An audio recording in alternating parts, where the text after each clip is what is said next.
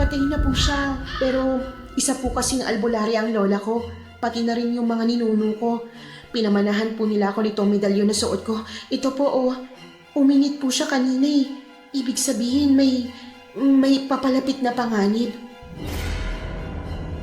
Punyata kang matanda ka! Sa tinagal-tagal kong naninirahan dito noon, walang nangyari sa akin! Baliw ka!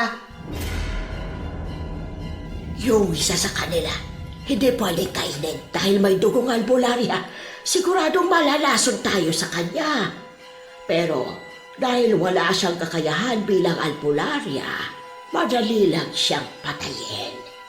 Ang magandang balita, 3 na lang ang kailangan nating alay at ang buong baryo na ito ay makalalaya na.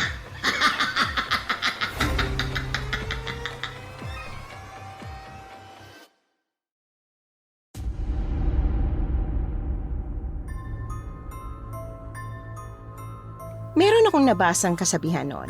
Tatranslate ko na lang.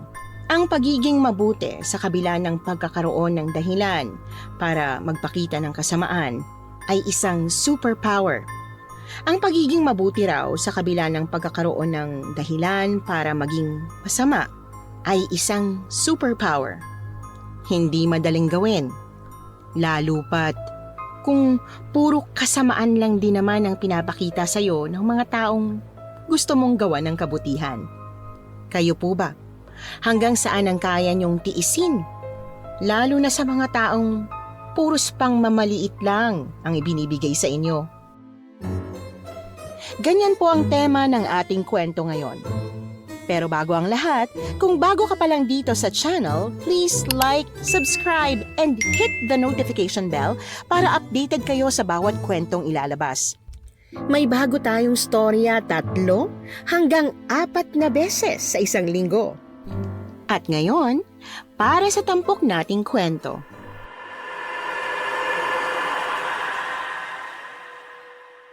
Ika nga ng kasabihan, ang pag-ibig ay hindi nakikita sa estado ng buhay, kundi sa tunay na nararamdaman ng puso. Magandang araw po, Miss Anne. Ako nga po pala si Elisa. Isinunod ang pangalan ko sa lola kong si Elizabeth, na siyang magiging bida sa kwento pong ito. Nitong nakaraan lang kasi dumalaw kami kay lola, ang lola ng mama ko. Opo, apo niya na po ako sa tuhod pero hanggang ngayon ay malakas pa rin siya. Nataon namang napakwento siya tungkol sa pag-iibigan nila ni lolo na talaga namang nagpamangha sa akin. Para maunawaan ninyo kung gaano akong kinilig at natakot sa kwento niya, ibabahagi ko po sa inyo sa perspective ng lola ko. Lisa, halika nga rito. Ay, ano po yon, Doña Conchita? Nakikita mo ba ang lamesang ito? Hindi ba't ang sabi mo sa akin malinis na? Pero tingnan mong maigi. Halika rito. Saan po? Ito! Ayan, tingnan mo. May maliliit pang dumi. Anong sabi ko sa'yo? Di ba kailangang sobrang linis, makintab, yung tipong mukhang bago?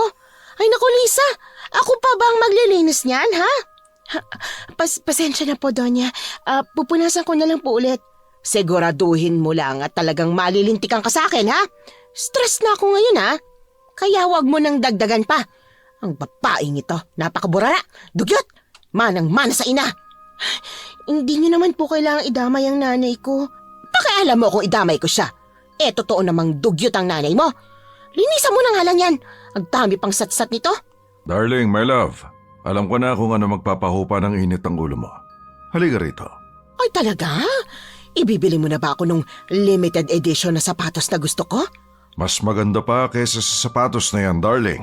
Naku, pinaglololoko mo lang ako. Walang ibang magpapahupa ng inis ko ngayon kundi yung sapatos na yon. Wala talaga? Kahit ang pamanang bahay at lupain ni Tio Augustus? Tio Augustus? Ibig mong sabihin, yung tsuhin mong napakayaman na may napakaraming itinatagong ginto at ari-arian? Mismo, mahal ko. Namatay ang Tio nito lang nakaraang buwan at ngayon lang nakatawag ang abogado niya para sabihing sa akin ipinamana at pinagkatiwala ang mansyon niya sa Barrio Guerrero. Ay, napakagandang balita niyan, mahal ko. At tama ka nga. Ikaw talaga. Alam na alam mo kung paanong mawawala yung inis ko at kung ano yung gustong-gusto ko, no? Paano? Kailan tayo aalis papunta sa mansyon ng tiyo mo? Huwag kang magmadali, darling. Kinokonta ko pa si Eric para malaman kung kailan ang uwi niya. Mas maganda kung kasama natin siyang titingin sa mansyon dahil siya ang nakakaalam nun. Tama ka nga. O siya. Teka, Lisa? Ano po yun, Doña Conchita? Tapos ka na ba dyan? Opo, wala na po yung dumi na nakita nyo kanina. Okay, very good. Ngayon, tawagan mo ang anak kong si Eric at itanong mo sa kanya kung kailan ang uwi niya. Kung sa susunod na linggo pa, madaliin mo. Sabihin mong may emergency. Kuha mo? Opo, Doña. Good!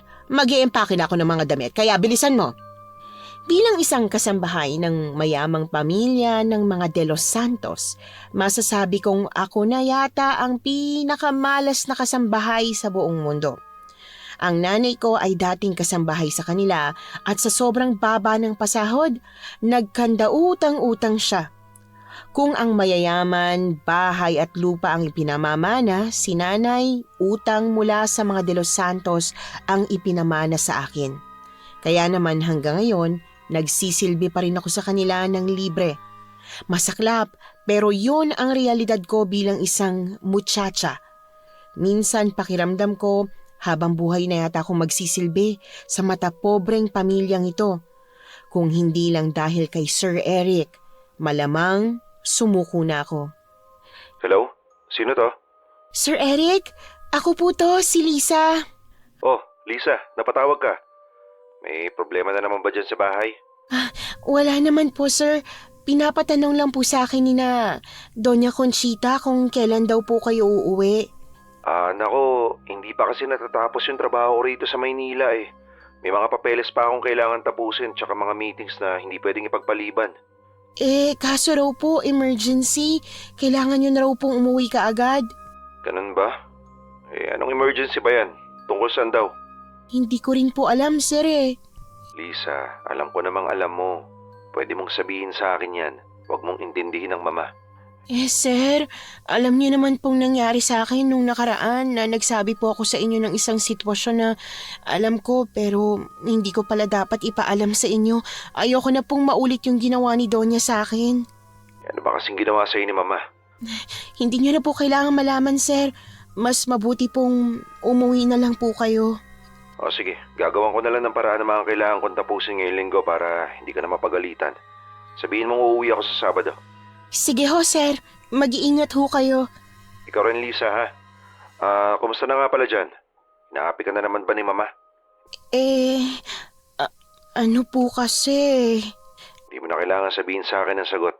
Alam ko na. Ay, sana magkaroon ako ng kakayahan para ialis ka sa ganyang sitwasyon. Naku, sir. Wala po kayong obligasyon sa akin. Huwag niyo na po akong alalahanin. Alam ko naman kasing ugali ng mga magulang ko. Kung pwede lang na hindi kita iwan dyan, gagawin ko eh. Sir Eric naman. Lisa, alam mo naman na... Hoy, Lisa! Ang sabi ko sa'yo, tanungin mo lang ang anak ko. Hindi ko sinasabing makipag-telebabad ka sa kanya. Tumatakbo ang oras, oh. Ibaba mo na yung telepono.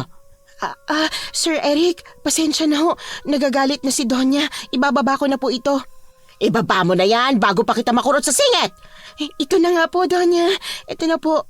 Ikaw ha, baka mamaya inaakit mo na pala ang anak ko. Sinasabi ko sa'yo, Lisa, kahit maghubad ka pa sa harap niya, hindi mo siya makukuha. Hoy, gwapo at matalino ang anak ko. Hindi siya papatol sa isang basahang katulad mo. Hindi ko naman po siya inaakit eh. Ano sabi mo? Lakasan mo para marinig ko. Wala po. Ang sabi ko po, maglilinis na po ako ng kusina para makapagluto na ng hapunan. Sinisigawan mo ba ako? Hindi po, Donya. Nilakasan ko lang po yung boses ko kasi po, yun po ang gusto niyo. Bilisan mo na sa kusina. Magluto ka ng paborito ko, ha? Yung nilagang baboy na may saging. Sarapan mo! Opo, Donya. Sana high blood din ka sa kakainin mong karne ng baboy. Pabulong-bulong pa ako habang papunta sa kusina. Masama na akong masama pero minsan hindi ko talaga maiwasang makaramdam ng matinding inis kay Doña Conchita. Si Sir Eric lang naman kasi ang kausap ko pero kung makapagbawal siya sa akin dahil sa oras ng pagtawag, wagas. Para namang malaking kabawasan sa kaperahan niya ang ilang minutong tawag sa landline. Tulad ng ipinangako ni Sir Eric, dumating siya umaga ng Sabado. Abala ako sa pagwawalis ng mga tuyong dahon nang dumating siya lulan ng kotse niya. Natuon ang atensyon ko sa kanya nang lumabas siya mula sa kotse kasabay ng pagtama ng sinag ng araw sa kanyang mukha. Hinubad niya ang kanyang shades, saka isinara ang pinto ng kotse sa likod niya. Dati nang gwapo si Sir Eric, pero mas nangibabaw pa ang kagandahang lalaki niya ngayong mas nag-mature na siya. Oh, my son! Sa wakas nakabalik ka na, iho. I missed you, my son. Mwah! Mwah! Mama naman, wag mo naman ako halikan ng halikan. Kumakalat yung lipstick mo sa pisngi ko. Ay sus, ikaw naman. Nagmaynila ka lang, nagagalit ka na sa akin ngayong gusto kitang halikan. Hindi naman ma, ang dami mo kasing halik nakakahiya, malaki na ako. Hay, hayaan mo ang mga nakatingin sa akin. Kanino ka ba nahihiya? Sa mga kasambahay? Hayaan mo sila. Para sa akin, ikaw pa rin ang baby ko. Nakakahiya naman mama. Teka, isinama mo ba ang fiancé mo? Hindi na po. Busy po siya sa trabaho at hindi talaga kaya ng schedule niya na sumama sa akin. Ay, sayang naman. Namiss ko pa naman siyang katsikahan. O siya, sige, ang mabuti pa, pumasok na tayo sa loob, ha? Sige mama. Nakagat ko ang pang-ibabang labi ko nang marinig ang salitang fiancé. Hindi nabanggit sa akin ni Sir Eric ang tungkol doon, kaya nakaramdam ako ng kaunting pagtatampo. Alam kong hindi naman dapat pero nasasaktan ako. Ang totoo kasi niyan, may lihim akong pagtingin kay Sir Eric. Bagay na ilang taon ko nang pilit sinusubukang alisin sa puso ko pero hindi ko magawa. Alam kong langit siya at lupa ako. Pilit ko yang itinatatak sa utak ko pero hindi pa rin ako makawala. Gusto ko pa rin talaga siya. Gabi nang matapos ko ng lahat ng trabaho ko at maghahanda na sana para matulog. Pero bigla akong tinawag ni Doña Conchita. Medyo nakakainis dahil gusto ko na sanang magpahinga pero wala naman akong magagawa. Bakit po, Doña Conchita? Mag-empake ka na ng mga gamit mo. Konti lang dahil baka hindi magkasya sa sasakyan. Po? Pero bakit po? Isasama ka namin bukas sa Barrio Guerrero. Kailangan namin ng kasambahay doon dahil tatagal kami ng 3 araw. Ganun po ba? Pero di po ba ang madalas niyong isinama si Aling Inday? Bakit po ako ang sasama niyo ngayon? Masama ang pakiramdam ni Aling Inday. At saka, bakit pa nagtatanong ka pa? May reklamo ka ba? Wala po. Natanong lang po. O siya, umalis ka na sa harapan ko at mag-empake ka na. Tandaan mo saktong gamit lang ang dadalhin Ito ang unang pagkakataon na isasama nila ako sa biyahe nila, kaya hindi ko maiwasang makaramdam ng pagkasabik. Sa kabilang banda naiinis din ako, kasi imbis na maging malaya ako sa loob ng ilang araw na nasa bakasyon sila, kailangan ko patuloy sumama. Kinabukasan nga maaga pa lang ay nasa biyahe na kami. Maayos naman ang unang ilang oras ng biyahe. Nagkaroon pa nga ako ng pagkakataon na makatulog pero nagising ako nang makaramdam ng kakaiba. May kung ano kasing bumulong sa tenga ko habang ang suot kong medalyon na pamana sa akin ng lola ko ay bigla na lang nag-init. Ang init! Lisa, ano ka ba? Ginulat mo naman ako! Ay, pasensya na po kayo. Nakakagulat ka. Atakihin ako sa puso Sa susunod nga huwag kang biglang sisigaw ng ganyan. Mama, wag naman po kayong ganyan kay Lisa. Hindi niya naman sinasadya Kahit na! Kung magugulat siya, sana sinasarili na lang niya. Kung inatake ako dito. Mas aatakihin po kayo sa puso kung magagalit kayo ng ganyan. Kumalma, tuminahon lang po kayo. Ay nako, kinakampihan mo na naman yung si Lisa, kaya lumalaki ang ulo ng muchacha na yan Mama naman. Oo na, hindi na nga ako magagalit. Lisa, ano ba kasi nangyari sa'yo? Wala po, Sir Eric. Nanaginip lang po ako ng hindi maganda. Nakita mo na? Patulog-tulog lang siya dyan imbis na magtrabaho. Ma, Ano naman trabaho ang gagawin niya? Nasa biyahe tayo ngayon, no? Abay, magwardya siya dyan. Baka mamaya may masamang taong sumalubong sa atin eh. Tutulog-tulog lang siya. Ma, hindi naman po siya gwardiya eh. Tungkol po dyan, para pong binabalaan ako ng lola ko na huwag nang tumuloy sa biyaheng to. Lola mo? Buhay pa ba yun? Patay na po siya, pero isa po kasing albularya ang lola ko, pati na rin yung mga ninuno ko. Pinamanahan po nila ako nitong medalyon na suot ko. Ito po uminit po siya kanina eh. Ibig sabihin may papalapit na panganib. Anong klaseng panganib naman yun? Ay, nako, Lisa. Sa pagkakaalam ko, mangkukulam ang lola mo. Kaya wag mo kami pinaglololo ko. Panganib. Manahimik ka na nga lang dyan. Mama naman, wag naman po kayong ganyan. Nakilala ko po ang lola ni Lisa, kaya alam kong may alam talaga siya sa panggagamot. Ano? At kailan mo nakilala ang lola niya? Hindi ko alam na umalis ka ng bahay noon ah. Nung nasa States po kayo ni Papa, sumama ako kila Lisa na umuwi sila. Alam po ni Papa yon. At bakit hindi mo sinabi sa akin, ha, Arturo? Mapagkakatiwala naman si Melissa, kaya hinayaan ko siyang sumama nun sa kanila. Ikaw naman, darling, hayaan mo na at nangyari na yun sa nakaraan. Ay kung ganon, naniniwala kayo sa kabaliwan nitong si Lisa? Na huwag tumuloy sa pupuntahan natin? Yan ang hindi ko pa hihintulutan. Kailangan puntahan natin ang mansyon ni Tio para makita ko ang mga ginto. Para makita ko ang pinamana niya sa akin. Papa, baka naman noon naniniwala pa rin kayo sa tinatagong ginto ni Lolo. Wala namang masama kung paniniwalaan natin, hindi ba? Pero ano't ano pa man, gusto kong makita ang mansyon at lupang iniwan niya sa akin. Hindi ko pinansin ang usapan nila Sir Eric at Don Arturo dahil mas nangingibabaw sa akin ang narinig kong bulong at ang pag-init ng suot kong medalyon. Imbis na pakinggan ang usapan nila, ibinaling ko ang atensyon ko sa labas ng bintana. Pinanood ko na lang ang daang tinatahak ng kotse hanggang sa mas tumindi ang kabang nararamdaman ko. Makalipas ang ilang minuto, tumambad sa amin ang malaking arko na may nakasulat na Barrio Guerrero. Mas lalong tumindi ang kilabot na nararamdaman ko. Gustong-gusto ko na talagang magpababa na lang at wag nang sumama sa kanila, pero sigurado naman akong hindi ako papayagan. Habang patuloy ang pag-aalala ko, mas lalo pa akong kinabahan nang biglang inihinto ni Manong driver ang kotse, kaya pare-pareho kaming nabigla. Ay, ano ba yan? Bakit bigla mong hininto yung sasakyan?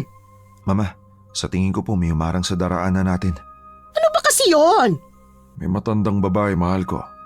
Teka lang, bababa ako para kausapin. Bilisan mo. Kung kailan naman nakarating na tayo dito sa may baryo, tsaka biglang magkakaroon ng ganyan. Diyos por vida.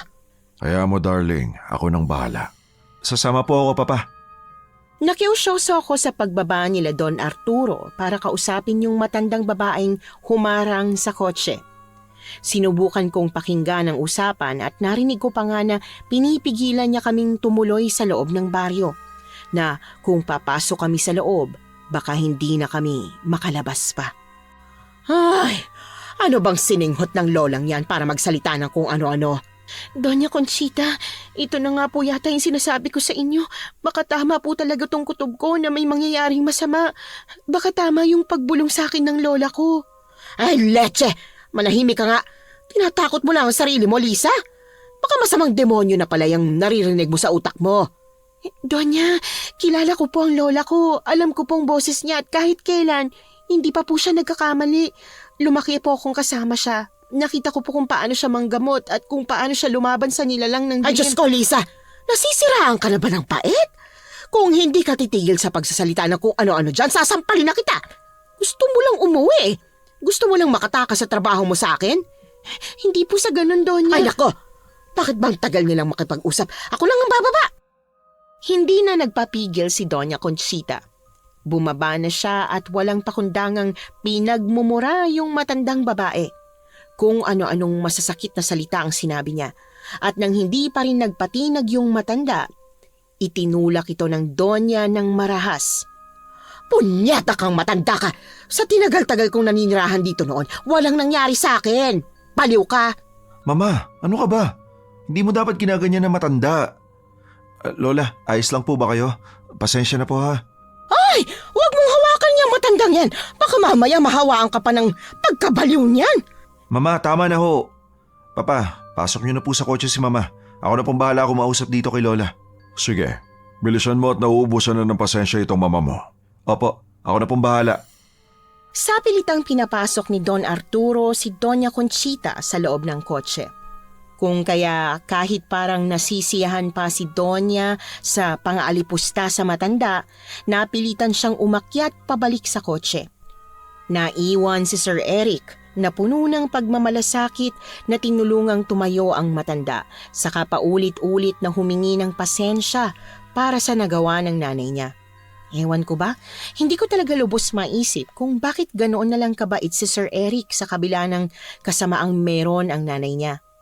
Si Don Arturo, bagamat hindi siya kasing matapobre ni Doña Conchita, may kasamaang taglay din naman ito.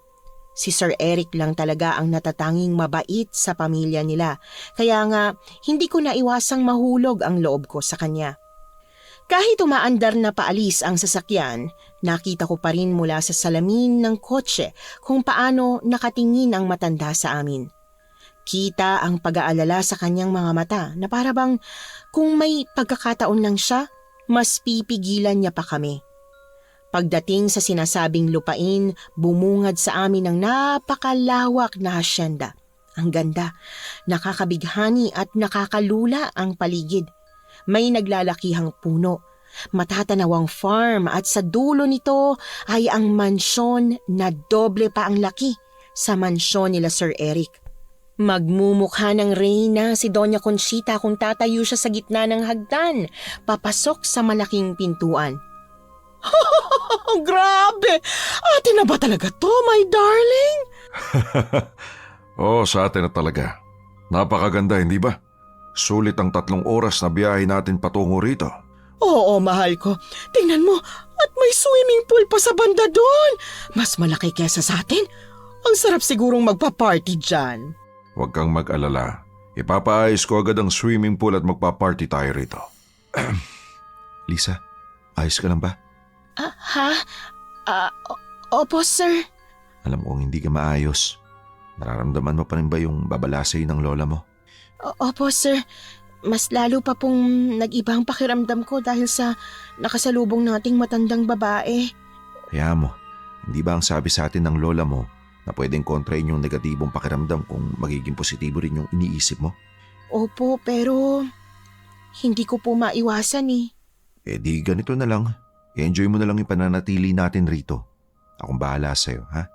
At habang abala sila mama at papa sa paglilibot sa mansyon, ililibot din kita. Po? Nakakahiya naman, sir.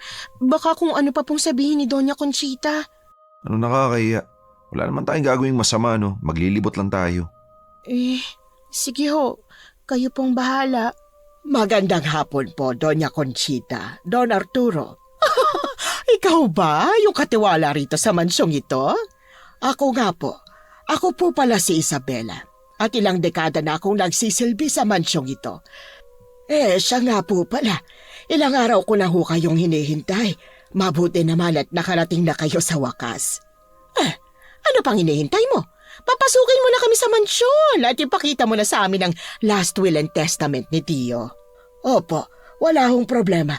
Dito ho tayo, Doña Conchita, Don Arturo. Napangiwi ako sa paraan kung paanong kausapin ni Doña Conchita si Lola Isabela na para bang siya ang nagpapasweldo rito. Hindi lang pala sa amin siya masama ang ugali, maging sa kahit sinong may mababang antas kesa sa kanya.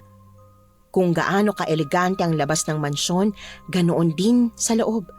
Pagpasok makikita na agad ang napakagandang chandelier. Kasunod ang eleganteng hagdan patungo sa pangalawang palapag. Napakalawak talaga ng mansyon, nakakalula. Noong huling punta natin rito, wala pang chandelier na yan, mahal ko. Napakagandang tignan, ano? Ay, tama ka, mahal. Pwede ko bang kunin yan at dalhin sa mansyon natin? Mahihirapan po kayong gawin yan. Ilang taong nagdala at nagkabit ng chandelier na yan. Sinasabi mo bang hindi namin kayang magbayad ng tao para kunin at ikabit yan sa bahay namin? Ay, hindi naman ho. Ang sinasabi ko lang, mahihirapan pa po kayo. Ay nako, ang mabuti pa. Dalhin mo na lang kami sa itaas. Gusto kong makita ang itaas na bahagi nitong bahay. Mama, pwede bang maiwan kami ni Lisa? Maglilibot po ako sa labas eh. Gusto ko may kasama. Bakit hindi ang driver ang isama mong maglibot? Bakit kailangan si Lisa pa? Gusto ko po siyang kasama eh. Wala naman pong problema, di ba? Ay naku, bahala ka. Basta't huwag kang magpapaakit sa babaeng yan ha. Gumagawa yan ng paraan para akitin ang lahat ng lalaki sa paligid niya. Yun yung pinsan mo. Tinanong bigla sa akin ang pangalan niyan. Siguradong nilandi niya. Mama, natural na babaero naman kasi si Paulo. Ay basta, huwag kang papabiktima sa babaeng yan ha. Tara na darling, umakyat na tayo sa itaas. Sir, pwede naman pong yung driver na lang ang... Magpapaiwan na lang po ako sa kotse. Mas gusto kitang kasama sa paglilibot. At saka napag-usapan na natin kanina no. Wala nang bawian. Tara na. Sige ho, pero wag po kayong magpapaakit sa akin ha. Bakit? Inaakit mo ba ako? Ayun po ang sabi ni Doña Conchita eh. Alam mo naman si Mama. Halika na, huwag mo nang alalahanin ang galit niya. Masyado mo kasing dinadamdam yung mga sinasabi niya eh. Ganyan lang talaga siya simula pa noon at natutunan ko ng hayaan. Kapag pinagsalitaan ka niya na masama, huwag kang sasagot. Pero imagine mo na lang na minumura mo siya sa utak mo. Ha? Talaga ho? Pwede kong gawin yun? Oo naman, ginagawa ko yun. Lalo nung matindi pa yung galit ko sa kanya. Natutunan ko lang din na mahalin si Mama sa kung anong klaseng tao siya. Ang galing niyo po, sir. Kasi nahihirapan po talaga akong baliwalain ang mga masasakit na salitang sinasabi niya eh. Ay, basta mabuti pa. Huwag na muna natin pag-usapan ha. Tara sa labas. Nag-aalangan man dahil sa mga pinagsasasabi ni Doña Conchita. Amo ko pa rin naman si Sir Eric, kaya sinunod ko pa rin siya. Isa pa, nasabik din talaga akong mamasyal sa labas kasama siya dahil matagal na simula nung nagawa namin yon. Nung nasa high school pa lang kami, may isang pagkakataon na tumakas si Sir Eric sa eskwelahan nila at pumunta sa eskwelahan namin para makipagkita sa akin. Napilitan din tuloy akong sumama sa kanya kahit patakot akong lumiban sa klase. Malungkot siya noon dahil sa paghihiwalay nila ng girlfriend niya, kaya sinamahan ko siya. Oo, para akong ewan na sinasamahan siya noon kahit ang totoo, nasasaktan din ako. Pagkalabas namin ng mansyon, nagsimula kaming maglibot. Una naming napuntahan ay ang Kamalig. Katabi lang noon ang kulungan ng mga hayop kung saan may nakakulong na iba't ibang hayop, kabilang na ang kabayo. Napansin niyo po ba? Pero parang walang ibang tao dito kundi si Lola Isabela lang. Napansin ko nga rin talaga eh. Sir, hindi pa rin po talaga nagbabagong nararamdaman ko para sa lugar na to. May kakaiba pa rin. Kung kaya niyo po sir, baka pwede natin pakiusapan sila Donya na umuwi na lang tayo bago matapos ang araw na to. Kasi baka hindi po natin alam kung anong pwedeng mangyari. Kung sakali mang sumapit na ang gabi. Naku, malabo yan, Lisa. Gusto ni Mama na libutin ang buong asyenda sa loob ng 3 araw. Hindi kakayaning libutin to ngayong araw lang no. Hindi natin mai-enjoy. Pero sir, ay, bahala na po. Basta ikaw po sir, magdala po kayo palagi ng bawang at asin ha. Ha? Para sa naman yun? Ramdam ko po kasi na hindi natural na trahedya yung mangyayari sa atin dito. Kung ganun, ano? Para pong may kasama tayong hindi tao. Tahimik ngayon. Pero paano po mamayang gabi? Lisa, huwag ka masyadong mag-alala ha. Baka mamaya yung pag-aalala mo, yung magpahamak pa sa atin. Enjoy mo na lang. Kung gusto mo, sumakay tayo ng kabayo. Po? Naku, hindi po ako marunong yan. Marunong ako. Kaya lang, wala kang tao. Susubukan kong tawagin yung nagbabantay rito. Sige po sir, kung ano pong gusto nyo. Teka, may mga kubro no. Subukan natin magtawag ng tao. Nagtungo kami sa parte ng hasyenda kung saan maraming kubo na sa palagay namin ay bahay ng mga manggagawa. Pagkarating doon, sinubukan naming tumawag ng tao. Pero malaki talaga ang pag-aalinlangan ko. Umiinit pa rin ng panakanaka ang medalyong suot ko at mas lalo pang uminit nang lumabas ang isang lalaki na mas may edad yata ng kaunti sa amin. Tinanong niya kung anong kailangan namin at nang sabihin ni Sir Eric na gusto naming sumakay sa kabayo, walang pagdadalawang isip niya kaming tinulungan. Mukha naman siyang mabait, pero itong medalyong suot ko, nagiinit ng husto. Ang totoo, hindi naman ako masyadong naturuan ng lola ko sa pagiging albularya, kaya may mga pagkakataong hindi ko alam ang ibig sabihin ng mga bagay-bagay, tulad na lang nitong pag-init ng medalyon. Ang sabi ni lola, nagagamit daw ito para proteksyon at para malaman kung may panganib. Pero mukha namang hindi mapanganib yung lalaking tumutulong sa amin ngayon. Kaya imbis na mangamba, palihim kong inalis ang medalyon at isinuksok sa bulsa ng suot kong uniforme. Lisa, halika na. Ikaw na muna sumakay. Pagkatapos susunod ako sa'yo. Nako, Sir Eric, hindi po ako marunong sumakay ng kabayo eh. Baka mamaya mahulog po ako dyan. Hindi ka naman sasakay na mag-isa eh. Sasamahan naman kita. Hala, nakakahiya naman po. Ano ka ba? Huwag kang mahiya. Ako naman yung may gusto nito eh. Baka po kasi mapagalitan ako ni Donya eh. Hindi ka naman mapapagalitan kung hindi niya alam, di ba? Pero sir, Sige na, magtatampo ako sa'yo niyan. Tsaka, bakit ba panay tawag mo sa akin ng sir? Para namang hindi tayo magkababata niyan. Dati naman tawag mo lang sa akin, Eric. mga bata pa po tayo noon at hindi pa ako nagtatrabaho sa inyo kaya natural lang na Eric lang ang itawag ko sa'yo. O sige, kahit kapag tayong dalawa lang yung magkasama, tawagin mo lang ako sa pangalan, ha? Hindi kasi ako sanay na ikaw mismo yung tumatawag sa akin ng sir eh. Sige po. Ay, siya nga pala. Yang po at opo. Pwede ba, Lisa? Sige, nakakailang naman to. Isipin mo na lang na ako pa rin to. Yung kaibigan mo mula pagkabata. Sige, kung yan ang gusto mo, Eric. O sige na, sumakay ka na sa kabayo.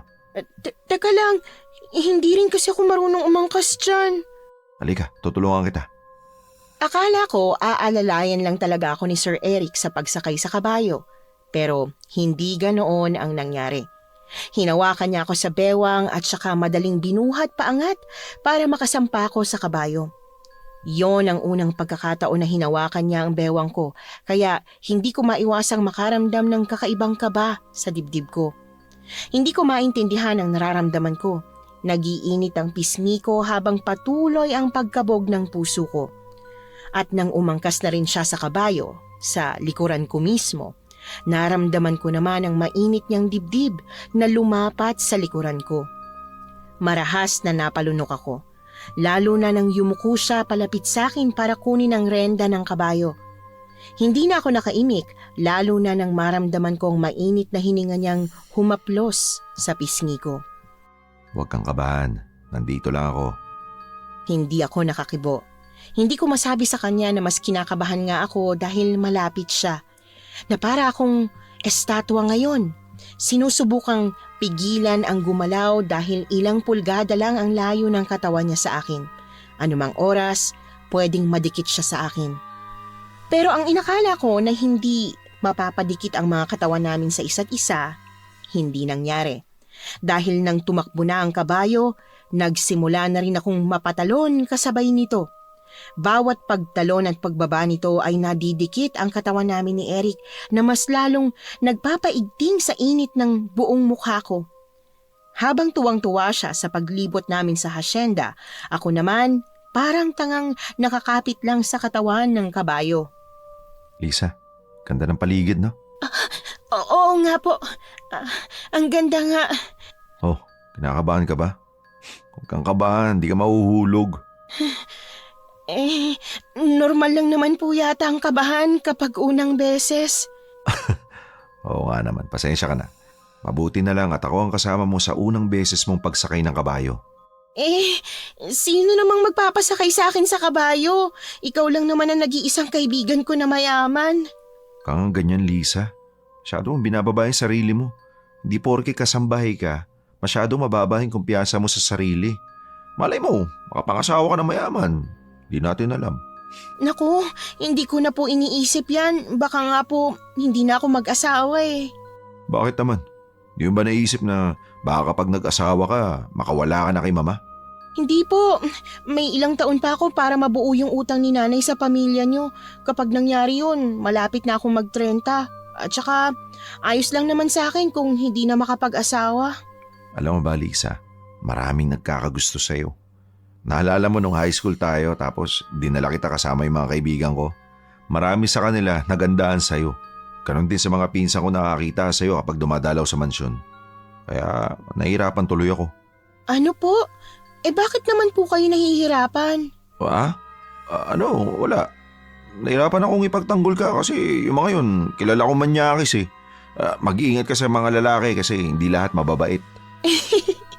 Alam ko naman po yun. Yan ka na naman. Panay na naman yung pag-uupo mo sa akin. Pasensya naman, nasanay na kasi ako. Hindi ba pwedeng hayaan mo na lang ako? Hindi pwede no. Ayoko masanay ka na po ng po sa akin. Di hayaan mo na muna akong masanay na kapag tayong dalawa lang, hindi ako mangungupo. Abay, si Eric at Lisa ba yon? Eric, sila Doña Conchita, iliko mo, bababa ako. Hayaan mo na siya. Wala naman tayong ginagawang masama eh. Pero galit siya. Sigurado mapapagalitan tayo nun. Di yan, magtiwala ka lang sa akin. Eric! Anong ginagawa niyong dalawa? Kaagad na pinahinto ni Sir Eric ang kabayo sa tapat ng kotse kung saan nakasakay sina Doña Conchita. Agad-agad na bumaba mula sa kotse ang Doña pagkatapos ay hinarap kaming dalawa. Kabadong-kabado talaga ako, namamawis na ang mga kamay ko. Lalo na nang sigawan niya kami at pilit na pinababa. Bumaba rin naman si Sir Eric at tinulungan pa akong bumaba sa kabayo. Nang makalayo na sa akin si Sir Eric, sumugod siya sa akin at walang pakundangang inangat ang kamay. Napapikit ako para sana saluhin ang sampal na igagawad niya sa akin pero hindi ganon ang nangyari. Sa halip, ang sigaw ni Doña Conchita ang umalingaw-ngaw sa buong paligid. Sinalo ni Sir Eric ang dapat na sampal na igagawad sa akin ng mama niya. Anong ginagawa mo? Bakit pinipigilan mo kung sampalin ng babaeng ito? Nilalandi ka niya, anak! At ikaw naman, nagpapalandi ka! May fiancé ka na, Eric! Ano ka ba? Mama naman, wala kaming ginagawang masama. Sumakay lang kami ng kabayo. Kayo naman sama ka agad ang naiisip niyo eh. Anong wala? Magdikit pa lang kayong dalawa. Masama nang ginagawa niyo. Kung para sa'yo, wala nang ang ginagawa niyong pagsakay sa kabayo. Malamang na para dyan kay Lisa, dumudumi na ang isip niya. Hindi po totoo yan, Donya. Talaga? Baka nga iniisip mo nang magpabuntis sa anak ko para wala na siyang kawala sa'yo. Mama, ano ba? Hindi ganyang klase ng babae si Lisa, ha? At saka tulad nga ng sinabi mo, may mapapangasawa na ako. Di ko kayang bastusin si Lisa ng ganun. May respeto ako sa kanya bilang babae. Kay Lisa? May respeto ka? Pero sa mapapangasawa mo, wala. Kung nakita niyang sitwasyon yung dalawa kanina, siguradong masasaktan yon. Paano siya masasaktan? Hindi niya naman ako mahal. Anong hindi mahal? Siya ang mapapangasawa mo. Hindi pwedeng hindi ka niya mahal. Mama, alam naman nating ipinagkasundo niyo lang kaming dalawa, di ba? Kaya paano yun nasabi yan? Huwag nga po kayong ipokrita. Pakakasalan ko lang si Celine para sa negosyo at koneksyon, hindi para sa pagmamahal. Ngayon, kung ayaw niyong putulin ko yung kasunduan sa pagitan namin dalawa, huwag niyo po akong pakikialaman sa mga ginagawa ko. Walang masamang ginagawa si Lisa, okay? Kayo lang po yung nag-iisip ng ganyan. Tara na, Lisa. Agad hinawakan ni Sir Eric ang kamay ko at saka ko hinila palayo kay Doña Conchita. Habang naglalakad pabalik sa mansyon, iyak ako ng iyak. Hindi ko alam kung ano bang dahilan kung bakit ako umiiyak. Kung dahil ba sa mga masasakit na salitang sinabi ni Doña Conchita o baka sa pagtatanggol sa akin ni Eric. Hindi ko talaga alam. Basta ang natitiyak ko lang ngayon, lakad-takbo naming tinungo ang mansyon at nang makapasok na kami sa loob, saka pa lang niya ako binitiwan. Pasensya ka na sa mga nasabi ni Mama. Ayos lang. Sanay na ako sa kanya. Sanay ka na pero umiiyak ka pa rin. Sanay na po akong umiyak. Tsaka natatakot ako na baka parusahan niya ako kapag umalis ka na. Hindi ka niya parurusahan. Akong bahala, ha? Sir Eric, hindi niyo po kilala ang mama niyo kapag wala kayo. Mas nakakatakot siya kaya hanggat maaari. Hindi talaga ako gumagawa ng mga bagay na hindi niya magugustuhan. Kaya sa ngayon po, mas makakabuti kung huwag na po muna tayo maglalapit. Tama na po tong isang kasalanan lang. Lisa, hindi kasalanan ang pagsakay sa kabayo na magkasama. Pero para kay Doña Conchita, oo. Kaya pakiusap, kung talagang may malasakit ka para sa akin, hahayaan mo na lang muna ako. Walang nagawa si Sir Eric nang ako na mismo ang nakiusap sa kanya na lumayo sa akin. Gusto ko man talagang kasama siya, lalo na at sa kanya lang ako nagiging komportable kahit papaano. Pero ayokong pati sila ng kanyang inang si Doña Conchita ay magkaroon ng alitan ng dahil lang sa akin. Hinintay kong makabalik ang sasakyan ni na Doña Conchita dahil hindi ko pa naman alam kung saan ang kwarto ng mga katulong at isa pa naroon din ang mga gamit ko. Ilang sandali lang nakabalik na sila. Akala ko nga pagsasalitaan ako ulit ni Doña Conchita pero sa halip ay masasamang tingin lang ang ipinukol niya sa akin. Nang makarating na ako sa kwarto ng mga katulong, hindi na ako nag-aksaya ng oras para ilagay ang mga pangontrang palagi kong bitbit. Kasama na ang asin at bawang, saka ang anting-anting na isinasabit ko sa likod ng pinto. Kahit ano pa man ang nangyari, hinding-hindi ko pwedeng kalimutang gawin to, lalo na't may babala na sa akin ang lola ko. Pagkatapos noon, lumabas na ako at dumiretso sa kusina para maghanda ng tanghalian para sa kanilang lahat. Kaya lang, naabutan ko na doon si Lola Isabela. Lola Isabela, nandito po pala kayo? Oo. Magluluto na ako ng tanghalian para sa mga amo mo. Naku, wag na po kayong mag-abala. Ako na po ang bahala sa kanila. Medyo maarte po kasi sa ulam si Doña Conchita. Ay, oo nga, no. Halata nga eh. O siya, sige. Ano bang ulam ang paborito ng donya mo? Paborito niya po ang nilagang baboy pero nagnilagang baboy na kasi ako nung isang araw kaya siguro pwede na munang magpakbet para sa tanghalian. Oh, sakto. At merong pang pakbet dito. Tutulungan na lang kitang maghiwa ng mga rekado, ha? Sige po, Lola Isabela. Maraming salamat po. Oh, eto. Ilalabas ko ng mga rekado. Halika. Siya nga po pala, Lola. Wala na po ba talagang ibang kasambahay sa bahay na ito? Para po kasing abandonado na. Wala na silang lahat eh. Humalis na sila. Simula nung namatay si Don Agustus. Ay, ganun po ba? Pero wala po bang asawa si Don Agustus? May asawa siya at mga anak pero lahat sila tinalikuran siya. Kaya ang totoo niyan, talagang abandonado na ito kung di lang tinanggap ni Don Arturo ang pamana. Malaking asyenda rin po kasi to. Siguradong hindi nila palalagpasin. Ay, siyempre hindi lang asyenda ang meron dito. Marami ring kayamanan. Kaya siguradong lalo lang mag-asawa ng malamang sa kanila'y pinamana ni Don Agustus ang asyenda. Yun nga po. May narinig po ako sa usapan nila na may ginto daw po dito. Yun ang talagang kinakasabik ng mag-asawa eh. Tingnan na lang natin. Etong kalabasa. Teka lang po Lola.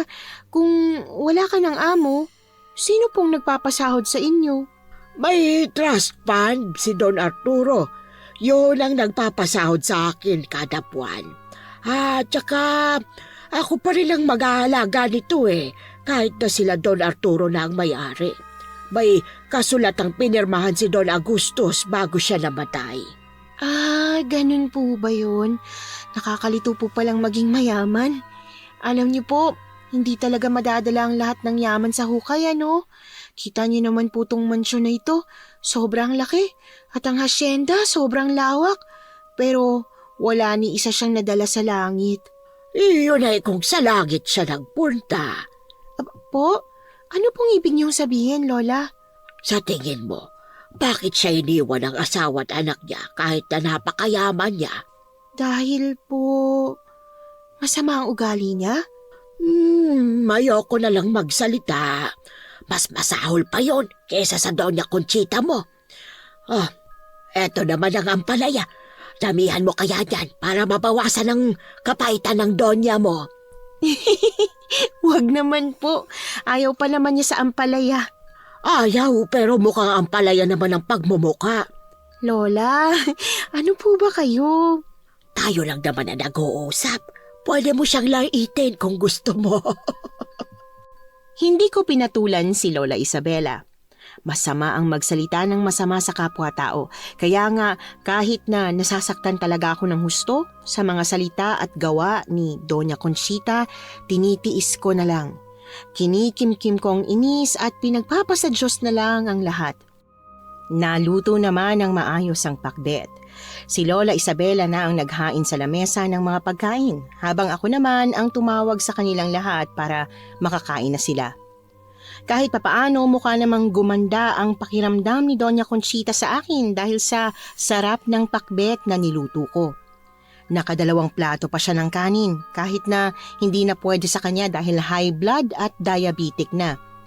Matapos nilang kumain, saka naman kami nagsabay ni Lola Isabela sa pagkain. Masarap nga ang luto mo. Kaya pala naparami si Doña Conchita. Naku, hindi naman po. Namana ko po ang pagluluto ni nanay at ng lola ko. Kabisado ko po ang mga rekado nila at paraan ng pagluluto kaya ayun po. Masarap. Masarap pa rin. Ano bang nanay at lola mo? Mga kasambahay rin ba sila ng mga De Los Santos? Si nanay lang po. Ang lola ko po kasi nasa bahay lang dahil hindi niya kayang iwanan ng bahay namin. Kung hindi niyo po na itatanong, isa po siyang batikang albularya. Albularya ba ka mo? Opo. At medyo naman ako po ang ilan sa mga kakayahan niya. Kaya lang po, hindi ko po pinag-aralan eh. Kaya wala rin po talaga akong masyadong alam bukod sa mga nararamdaman ko lang. Ganun ba? Sayang naman kung ganun, ano? Mainam sana kung pinag-aralan mo. Kaya nga po medyo pinagsisihan ko nga rin po na binaliwala ko yung kagustuhan ni Lola na turuan ako. Hayaan mo na. Wala ka naman ng magagawa dahil wala na ang lola mo. At saka maging ang nanay mo yata. Hindi na inaralan, no? Opo, gusto niya raw po ng maayos na pamumuhay malayo sa pagiging isang albularya. Kaya lang, hindi naman po maayos ang naging buhay niya kila Doña Conchita. Isa pa, pinamanahan niya rin po ako ng malaking utang sa pamilya nila. Ibig mong sabihin, wala kang kinikita? May natitira pa naman po sa sinasahod ko, pero sakto lang po para sa mga pangangailangan ko dahil lagpas kalahati po nun napupunta sa bayad ko sa utang. Uy, kawawa ka naman palang bata ka. Pero ganun talaga ang buhay. Hayaan mo at malapit ka na rin namang makawala sa sitwasyon mong yan. Naku, matagal pa po. Kung bibilangin kung magkano pa ang utang, mga 4 na taon pa pong bubunuin. Bakit? Saan ba dinala ng nanay mong inutang niyang pera? Para po sa pagpapagamot ng lola ko. Nagkaroon po kasi siya ng malalang sakit kaya kinailangan namin ng malaking pera na pampagamot. Pero sa huli, ayun, namatay pa rin siya. Talaga palang hindi naililigtas ng mga albularya ang sarili nila mula sa sakit, ano? Natural na sakit na po kasi yun. Labas na sa kakayahan ni Lola. Oo, kung sa bagay, tama ka. O siya, naubos ko na pala ang pagkain. Napakasarap ng luto mo, Lisa. Sana magkaroon pa ako ng pagkakataon para muling makatikim ng luto mo. Hayaan niyo po. Sa susunod pong balik namin dito, ako po ulit ang magluluto. Imbis na sagutin, nginitian lang ako ni Lola Isabela. Ewan ko kung masama lang ako kung mag-isip at sadyang masyado lang akong nawala ng tiwala na sa mga tao pero parang may kakaiba sa ngiti niyang yon. Na para bang may iba pa siyang ibig ipahiwatig. Bandang 1:00 ng hapon habang abala ako sa paglilinis ng kusina pagkatapos maghugas ng pinggan, nakarinig ako ng mahinang pagpukpok sa pader. Nagtatakang itinigil ko ang pagpupunas ng mesa, lalo na nang masundan ito ng mahihinang bulungan. Mga boses na pamilyar sa akin. Hinaan mo lang ang boses mo, mahal ko. Baka marinig tayo ni Lola Isabela. Bakit ba kasi kailangan nating itago ang paghahanap ng ginto sa mansyon na ito? Sa atin naman na ito, hindi ba? Oo nga, no. Pero ano ka ba? Baka isipin nilang sabik na sabik tayo sa ginto. Kung paganyan-ganyan ka dyan, malamang na matatagalan tayo sa paghahanap nun. At saka, baka gusto din palang hanapin ni Lola Isabela ang ginto ni Tio. Baka unaan tayo no kapag nakatunog siyang hinahanap natin. Kaya huwag ka nang maingay. Pag kawang gagawin niya kung sakali mang gawin niya yon? Pwede natin siya ipakulong. Tinatago nga ang gintong yon. Kaya kung sakaling makuha niya, walang maniniwala sa atin na ninakaw niya yon. Ay nako, maghanap na nga lang tayo. Dami mo pang kuda. Napailing na lang ako sa kung gaano kahayok sa yaman ang mag-asawang amo ko. Imbis na pakinggan silang magtalo tungkol sa ginto, itinuloy ko na lang ang paglilinis. Nang matapos, lumabas na ako ng kusina at nakita silang pumasok sa isang kwarto. Nagtutulakan pa nga. Napailing na lang ako at hinayaan na sila dahil mas inaalala ko ang pagod ko. Dumiretso ako sa kwarto ko at minabuting matulog. Dumire-diretso ang tulog ko at kung hindi pa ako naalimpungatan, hindi ko pa maaalalang kailangan ko pang magluto ng ulam na para naman sa hapunan.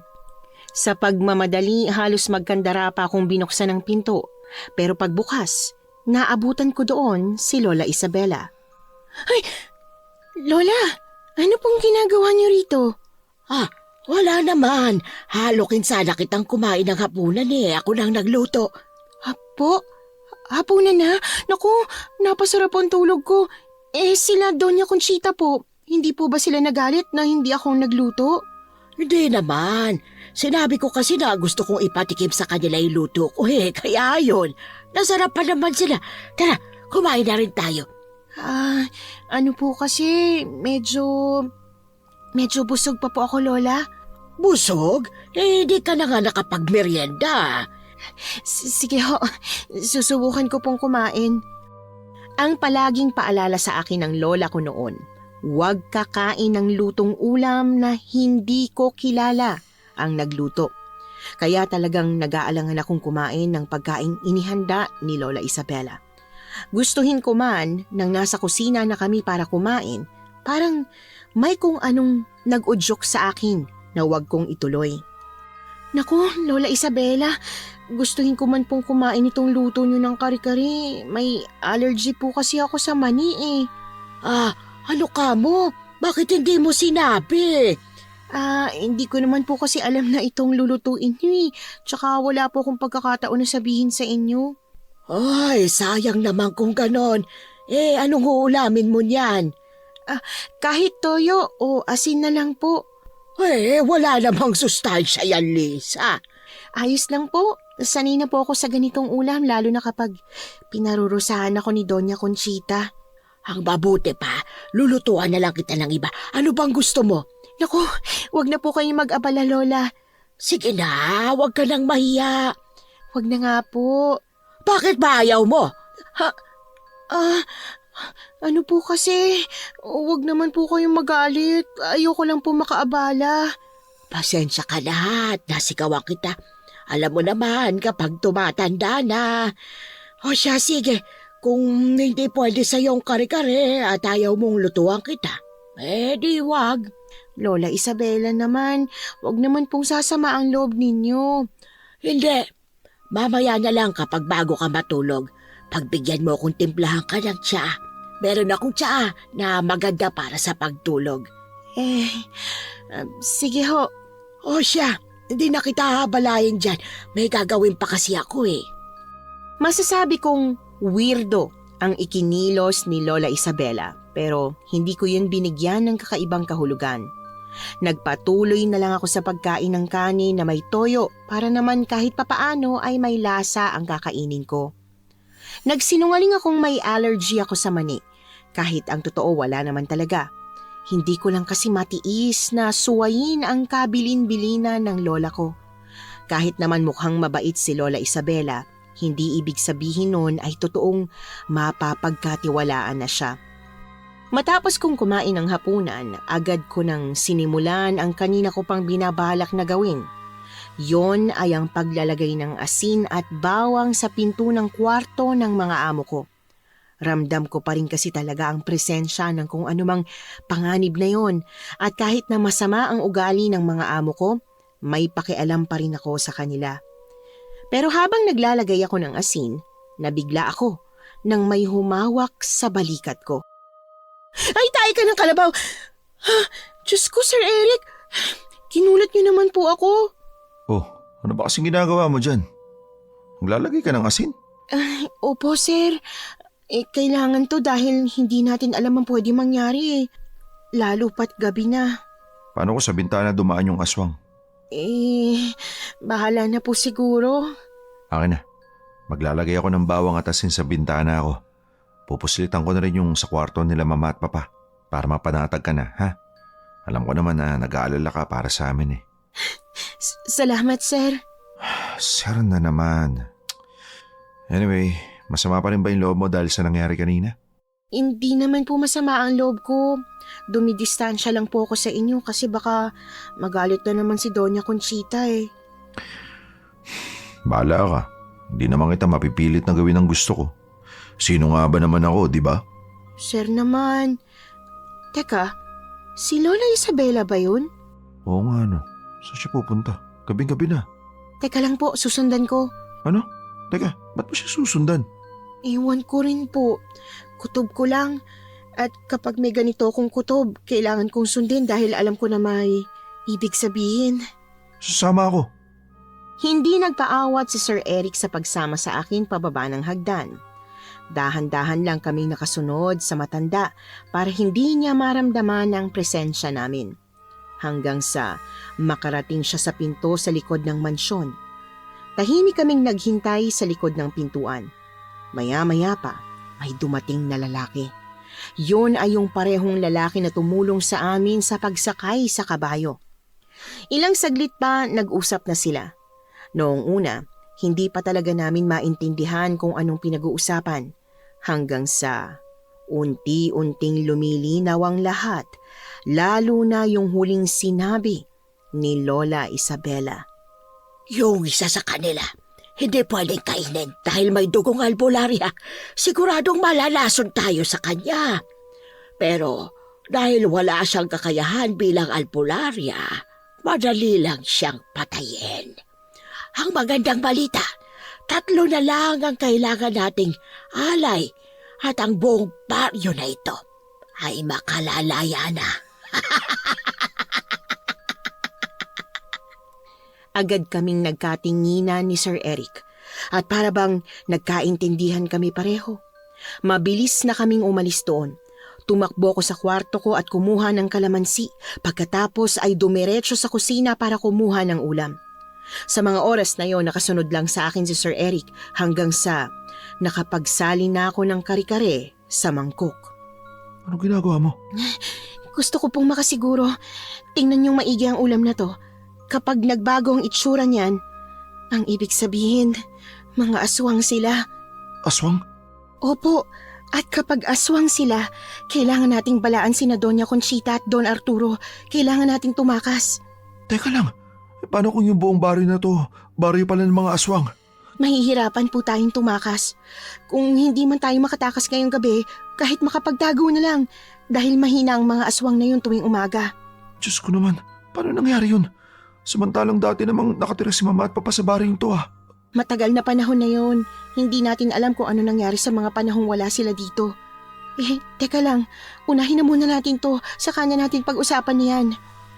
Hindi ko na pinansin ang mga tanong ni Sir Eric.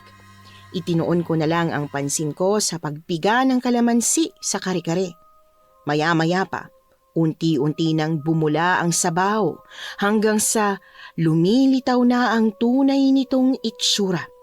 Sa unang pagkakataon, simula nang ituro sa akin ni Lola ang ganitong pamamaraan, nakakita ako ng tunay na resulta.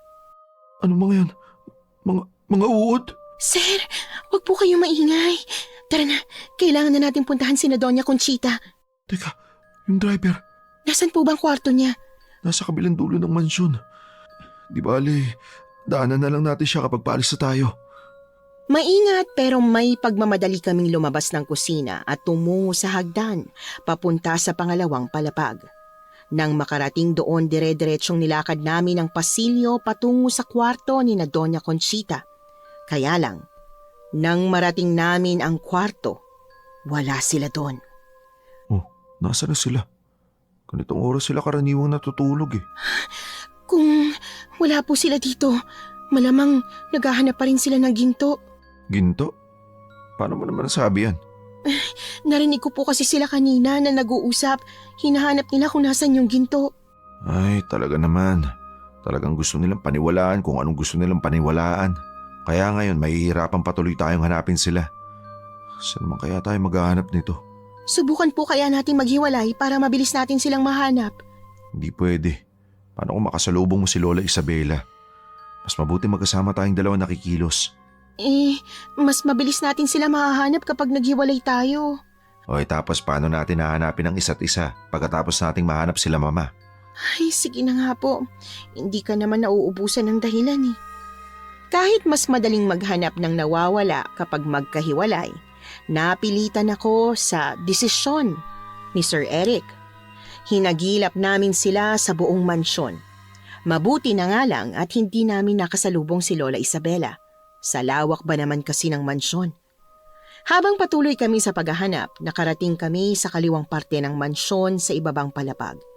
Mula sa bintana, natanaw namin ang mga kubo na nakita namin kanina.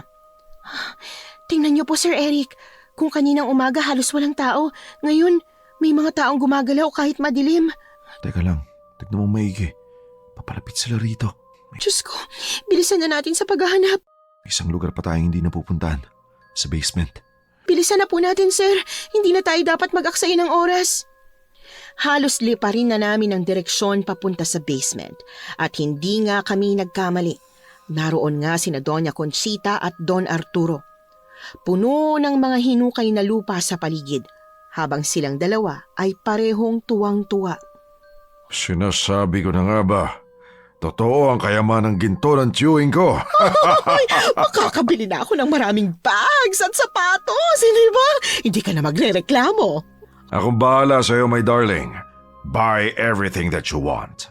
Papa, Mama, umakit kayo rito. May malaking problema tayo. My son! Nakita mo kami. Anak, tingnan mo.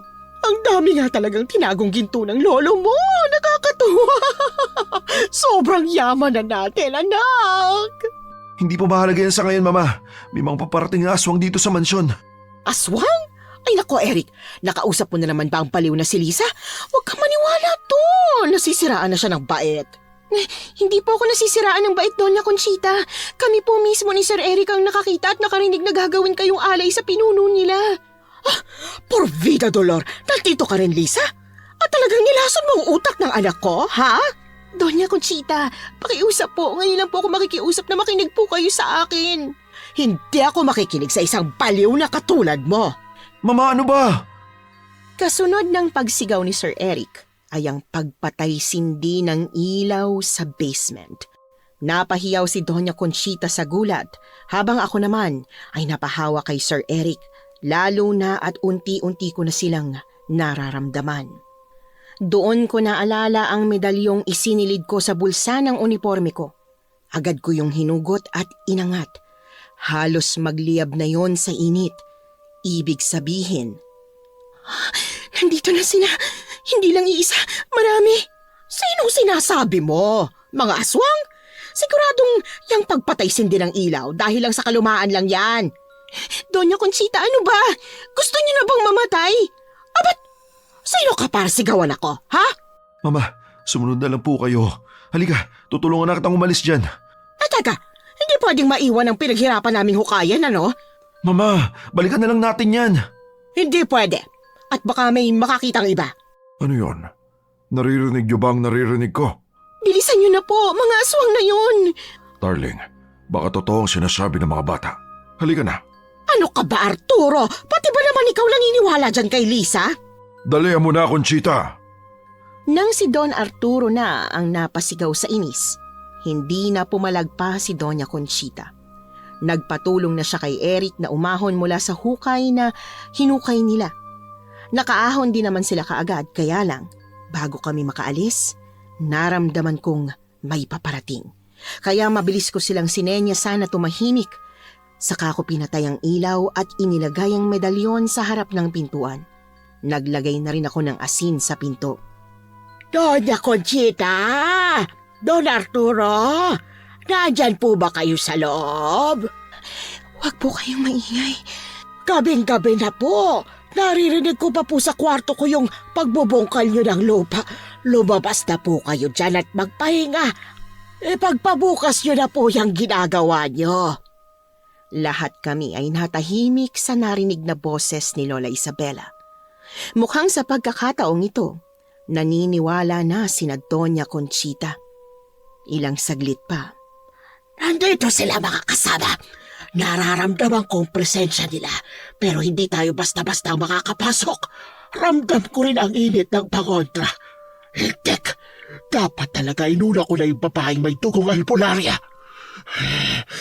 Lisa, buksan mo ang pinto. Alisin mo yung lintik na iniharang mo pangontra. Habang hindi pa ako nagagalit, buksan mo na. Buksan mo ng pinto, punyata ha! Halos mapatalon ako sa gulat nang sumigaw ito kasunod ng marahas na pagpukpok nito sa pinto. Naririnig din namin ang pagrereklamo nito na masakit.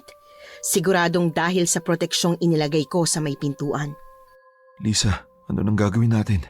Sigurado nandiyan silang lahat sa labas. Nag-iisip pa po ako, sir. Hindi malabong mabuksan nila yan kapag nagpumilit sila. Buksan nyo na lang ang ilaw. Total alam na nilang nandito tayo. Wala na ring silbi. May kailangan pa akong hanapin. Ayan ho, bukas na. Ano pong hahanapin nyo? Sigurado ako may secret door o trapdoor dito. May basement ang mansyon namin at naglagay ng ganong klaseng pinto ang architect at engineer ng mansyon para sa emergency. Sigurado ako na meron din ganon dito.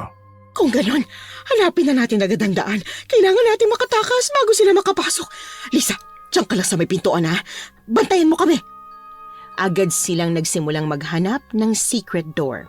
Habang ako, naghanap ng gamit na pwede kong ipalo sa mga aswang kung sakali mang mauna na silang makapasok bago pa kami makalabas. Hanggang sa palakas na nga ng palakas ang bawat pagbunggo nila sa pinto. Pakibilisan niyo na po ang paghahanap. Mabubuksan na nila to. Ito na, nasa likod ng shelf. Tignan nyo, bumukas. Ayun, lumabas na kayo. Mahal ko, mauna ka na. Ayoko nga. Baka mamaya pagkalabas pala dyan, may nakaabang na aswang. Sino mauuna? Ako na po ang mauuna. Lisa, sumunod ka sa amin. Bilisan niyo na po lumabas. Masisira na po yung pinto. Nahuhulog na yung medalyon ko. Sige, basta sumunod ka ha. Pumasok si Sir Eric sa pinto at saka sinundan ni Doña Conchita at Don Arturo. Saka pa lang ako sumunod habang hawak ang medalyon. Saktong pagpasok ko sa secret door ay siyang pagkawasak ng pinto sa basement. Nagmamadali kong sinara ang secret door pero dahil nga nakapasok na sila, may isang sumubok pumigil sa akin. Kabado man, nagawa ko siyang sabuyan ng asin. Kaya napabitaw ito sa pintuan. Tarantang isinara ko ang pinto kasunod ng paglalagay ko ng asin at muling pagsabit ng medalyon. Doon na ako sumunod sa mga amo ko. Nanginginig na ako sa takot, lalo na nang marinig kong ginigibana ng mga aswang ang pintong pinasukan namin. Lisa! Nasa ka na? Lisa, bilisan mo! Nandito na ako, sir. Malapit na po. Pwiset, napakabagal ng babaeng yan. Sumakay na tayo para makaalis na. Eric, hayaan mo na yan. Mama, ganyan ka na ba talaga kawalang puso? Lisa, bilisan mo. May mga aswang na papalapit. Sir, pasensya na. Agad na hinawakan ni Eric ang kamay ko sa kahinila kong palabas. Sinara niya ang pinto at naaninagan ko ang garahe kung saan naroon din ang driver. Mabuti na lang at nasa kasarapan pala siya ng tulog nang dumating kami. Oo, sa kotse raw siya natulog dahil hindi siya sanay na matulog sa ibang bahay. Nang makasakay na kaming lahat, agad na pinaandar ng driver ang kotse. Ang hindi namin inaasahan ay nang makaakit ang tunog ng kotse sa maraming aswang. Oh, Mang Ochong! Bilisan mo ang pagpapatakbo ng kotse! Bilisan mo bago nila tayo abutan! Doña Conchita, kahit po bilisan ang pagpapatakbo, may aswang pa rin dun sa harapan. Ayun po, may mga nakabang na po sa atin. Abay kung ganon, sagasaan natin! Sagasaan mo ang mga yan, Mang Ochong! Pero baka hindi po umepekto. Baka kumapit lang sila sa kotse. Pabida ka talaga no? O ano gagawin natin kung hindi natin sasagasaan? Teka, Mang Ochong, may kumot po ba kayo? Diyos ko, ano namang gagawin mo sa kumot? Magtiwala lang po kayo. Walang masama kung susubukan po natin. Nang iabot sa akin ng driver ang kumot niya, Agad ko siyang sinabihan na ituloy-tuloy lang ang pagpapaandar ng kotse habang nakaabang naman ako sa bintana para isalubong ang kumot. Ilang saglit pa, papalapit na kami ng papalapit hanggang sa ihagis ko na nga ng tuluyan ang kumot na inilipad patungo sa mga aswang. Natakpan ang mukha nila na agad nilang ikinagulo. Pinaharurot na ng driver ang sasakyan, bagay na inakala kong magliligtas na sa amin pero nagkamali ako.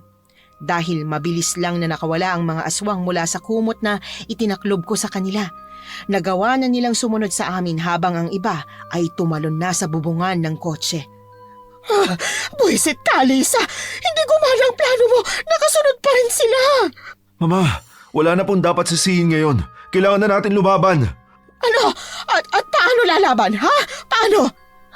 Sir Eric, may mga tools po kayo dito, di ba? Nakita ko po yun sinama sa pag-iimpake. Oo, meron. Diyan sa likod. Bakit? Kukunin ko po. Hindi ko na siya hinintay pa na payagan ako. Basta sumuksok na ako sa likod ng kotse at saka hinanap ang toolbox na nakita kong inilagay ni Mang Ochong. Doon ay nakakuha ako ng liabe, pantanggal ng gulong, martilyo at kung ano-ano pa. Agad kong kinuha yon at bumalik sa upuan saka ko ibinigay sa kanila. Anong gagawin ko rito sa liabe? Lalaban po tayo, Doña Conchita. Diba may lahi kang albularya? Bakit hindi ikaw ang puprotekta sa amin? Doña Conchita, opo, meron nga po akong lahing albularya pero hindi po ibig sabihin nun, ako na pong sugo ng Diyos, hindi ko po kayo kayang iligtas. Ang kaya ko lang po tumulong. Wala rin palang kwenta talagang mga albularya. Doon ka na nga! Mama, ano ka ba? Nasa peligro na ang buhay natin. Hindi ka pa rin ba magbabago? At anong babaguhin ko kung perpekto na ako? Hindi na natapos ni Doña Conchita ang sasabihin niya nang may bigla na lang dumakot na kamay sa kanyang bibig.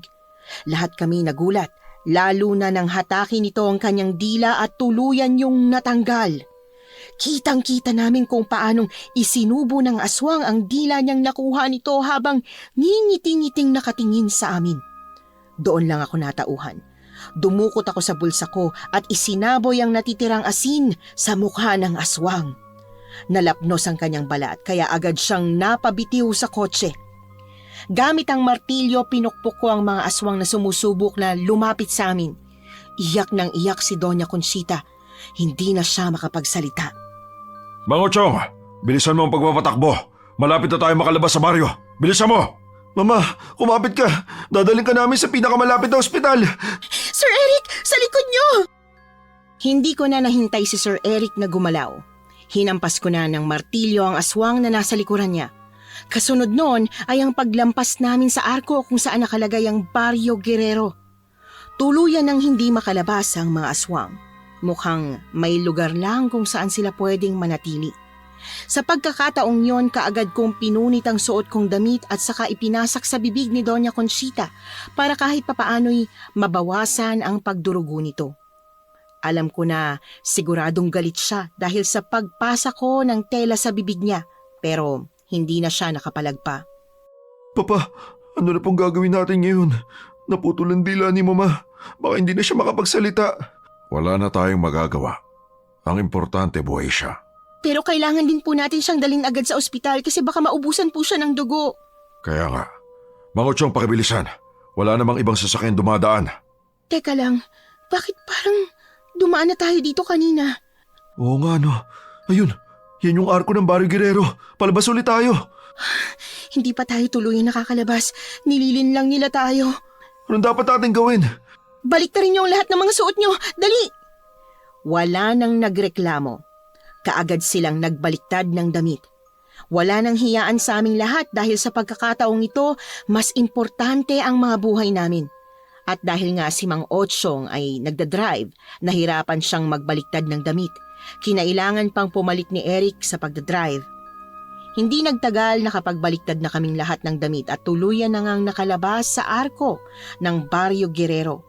Pero ang hindi namin inaasahan ay nang mabilis na napapreno si Sir Eric dahil may humarang sa daan. Sino yun? Si Lola Isabela. Sagasaan mo! Pero pa, sagasaan mo na! Agad pinaandar ni Sir Eric ang sasakyan pero imbis na masagasaan si Lola Isabela, bigla itong nawala. Lahat kami ay nagtaka sa nangyari. Nasaan na yun?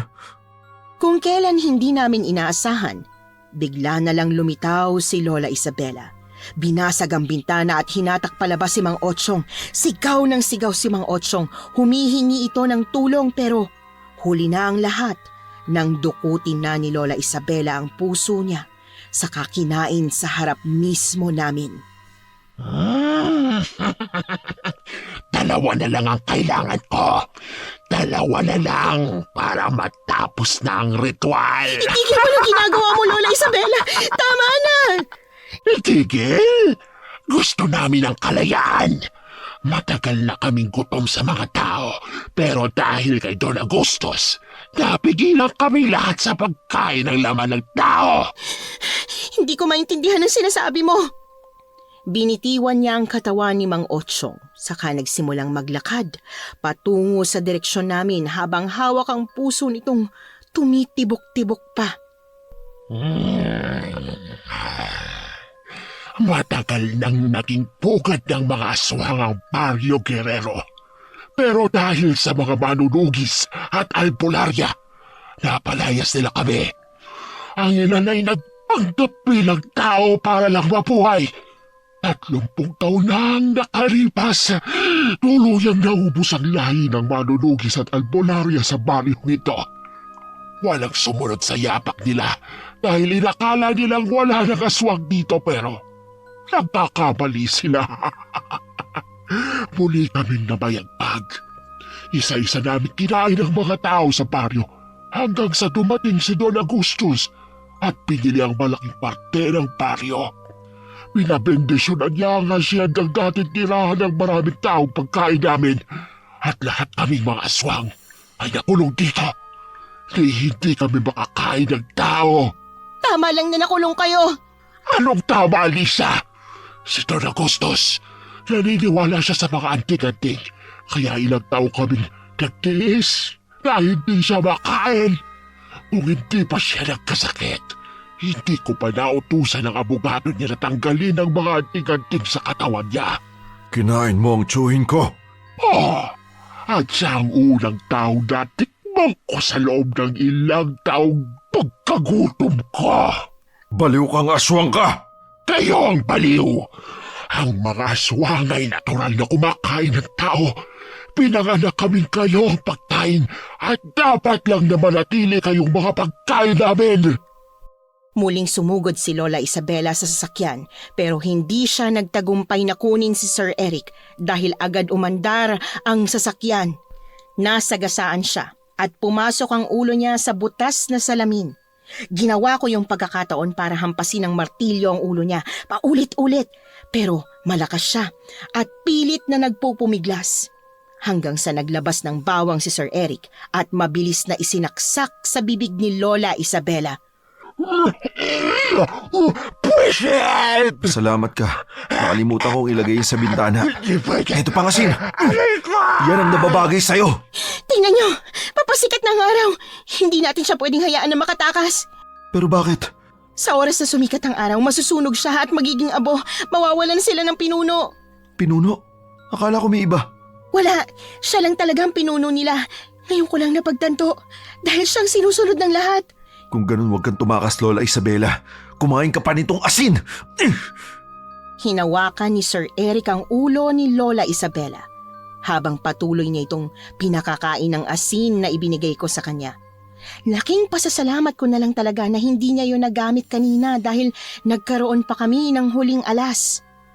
Nang maubos na ang asin, saktong papaangat na ang araw. Nataranta si Lola Isabela. Sinubukan pa niyang kumawala pero mahigpit ang hawak ni Sir Eric sa kanya. At nang tuluyan na ngang sumikat ang araw, kasabay noon ang mabilis na pag-abo ng katawan ni Lola Isabela. Dali na natin sa ospital ang mama mo, Eric. Pakiusap, hindi ko pa kayang mawala siya. Pero ang katawan ni Mang Otsyong, tatawag ako ng kukuha sa kanya. Unahin na natin si Conchita. Bilisan mo! Sige ho, Papa. Lisa, ayos ka lang ba dyan? Oo, ayos lang ako. Sige na, kailangan na nating makaalis. Ika nga nila, ang masamang damo ay matagal mamatay. At totoo nga yun, dahil sa kabila ng dugong nawala kay Doña Conchita, nagawa niyang mabuhay. Yun nga lang, hindi na siya makapagsalita dahil wala na siyang dila. Hindi na niya ako kayang pagalitan kahit gustuhin man niya. At masasabi kong laking tulong na rin sa akin kasi kahit na madalas ay pinagdadabugan niya ako, hindi naman niya magawang pagsalitaan ako ng masama. Anak, mabuti at nakabalik ka na sa wakas. Kumusta ang biyahe mo? Ayos naman po, Papa. Si Mama. Nandito na po siya. Mama, masaya ako makita ka ulit. Lisa, hindi na ba nagpapasaway si Mama? Ayun na nga po. Medyo mainit ang ulo niya nitong nakaraang linggo. Hindi ko lang po masyadong maintindihan yung sinusubukan niyang sabihin eh. Mabuti na nga lang matyaga itong si Lisa. Natitiis niya ang pagdadabog ng mama mo. Ay, kahit kasi hindi na siya makapagsalita, pasaway pa rin. Oh, Mama, nagagalit ka na naman. Huwag na po kayo magalit. Totoo naman po yung sinasabi ni Lisa at Papa. Ang mabuti pa, ipapasyal ko po kayo ngayong araw, ha? Doon kay Tia Luningning. Namimiss ka na raw niya. Nako, siguradong matutuwa ang mama mo kapag nagkita sila. Umiling-iling si Doña Conchita habang tila inis na inis. Pero para kay Sir Eric at Don Arturo na hindi siya maintindihan, inakala nilang tuwang-tuwa ito. Wala naman ako sa posisyon para sabihin sa kanila na hindi naman talaga kasundo ni Madam Luningning si Doña Conchita. Nagsasama lang silang dalawa sa tuwing may kailangang pagchismisan at pagtawa ng buhay ng tao. Ngayong wala nang kakayanang makapagsalita si Doña Conchita, malamang na siya na ngayon ang pinagtatawanan ni Madam Luningning. Alam ko, dahil isinasama ako ni Doña Conchita bilang personal na alalay kapag pumupunta siya doon. Bandang hapon nga ay pumunta na kami sa bahay nila Madam Luningning. Habang silang lahat ay abalang nagkukwentuhan, nakatayo lang ako sa pinakadulo ng kwarto, kagaya ng dati. Akala ko maghihintay na ako roon hanggang sa umuwi sila pero nilapitan ako ni Sir Eric. Nakangawit ka na ba? Po, hindi naman masyado. Alam ko nangangawit ka na sa pagtayo. Mabuti pa, lumabas na muna tayo. Ha? Pero baka magalit sila Doña Conchita. Pinaalam na kita sa kanila. Pumayag naman kaya siya? Pumayag man siya o hindi, makakapagsalita pa ba siya? Ang sama mo naman po sa mama mo. Nagsasabi lang ako ng totoo, no? Halika na, umalis na tayo rito. Nakakabagot pakinggan yung mga kwento nila tungkol sa ibang tao eh. Hinila ako ni Sir Eric palabas ng bahay nila Madam Luningning. Dumiretso kami sa pinagmamalaki niyang hardin na puno ng mga bulaklak. Alagang-alaga ni Madam Luningning ang hardin na ito kaya napakaganda talaga. May mga paru-paro pang ang palipad-lipad. At dahil naaliw ako sa panonood sa mga paru-paro, hindi ko napansin na nakatitig na pala si Sir Eric sa akin. Lisa, naririnig mo ba ako? Pasensya na ho, sir. Naaliw ako sa mga paru-paro eh. Tingnan niyo po ang gaganda nila, iba't ibang kulay. Oo nga, ang ganda. Hindi ka naman nakatingin sa mga paru-paro eh. Oo nga, pero maganda rin kasi yung tinitignan ko ngayon. Ha? Saan? Hindi mo makikita kasi ikaw yun. Sir, ano ka ba? O ngayon wala nang tututol sa atin, siguro pwedeng tawagin mo na ako sa pangalan ko. Papagod na ako maghintay. Ano bang pinagsasasabi mo, sir? Alam mo naman sigurong may nararamdaman ako para sa'yo, di ba? Lisa, hihingi lang sana ako ng pahintulot. Sir, nakakakaba naman po yung mga sinasabi niyo, pero ano po ba yun? Kung pwede sanang ligawan kita. Sir Eric, may fiancé na po kayo, di ba? Hindi na namin itutuloy ang kasal dahil hindi naman talaga namin mahal yung isa't isa eh. Kaya naman sana, pagbigyan mo ko. Matagal na kitang gusto eh. Matagal na rin kitang gusto, Sir Eric, pero magkaiba tayo ng mundo. Hindi ako pwede sa isang mayamang katulad mo. Sino ba may sabi niyan? Si Mama? Hindi na siya makakapagsalita ngayon, kaya wala nang tututol sa ating dalawa. Malaya na tayong mahalin ng isa't isa. Lumapit siya sa akin at agad na siniil ng halik ang mga labi ko. Halos takasan na ako ng ulirat. Hindi agad ako nakagalaw pero sa huli, nagpadala na ako sa tukso at humalik na rin pabalik sa kanya. Matapos nga po noon, Miss Anne, natuloy na ang matagal ng balak ni Lolo Eric na ligawan si Lola Lisa. Hindi nyo lang alam kung gaano ako kinilig nung ikwento sa akin ni Lola ang tungkol sa love story nilang dalawa. May kababalaghan man, bagay na mahirap paniwalaan para sa iba. Pero para sa akin, totoong-totoo ang ikinuwento sa akin ng lola ko. Marami pa silang kwento pero sa palagay ko hanggang dito na lang po muna ang ibabahagi ko. Kayo po ba? Kinilig at kinilabutan din ba kayo sa kwento nila? Nagustuhan niyo po ba ang ating kwento ngayong araw? Kung oo ang sagot at hindi mo pa nagagawa, subscribe na! Click the notification bell para updated ka sa tuwing maglalabas kami ng bagong kwento. Click like at mag-iwan na rin ng comment. Masayang-masaya ako tuwing nagbabasa ng messages mula sa inyo. At kung may sarili kayong karanasan na gusto nyong ibahagi sa amin, email lang sa missanhorrorstories@gmail.com. Dire-diretso lang, missanhorrorstories@gmail.com. Malay nyo, sa susunod, yung kwento na ninyo ang binabasa namin para sa ating mga tagapakinig. Hanggang dito na lamang muna at muli po, ito po ang inyong si Miss Anne. Nagpapasalamat sa inyong patuloy na pagmamahal at pagsuporta.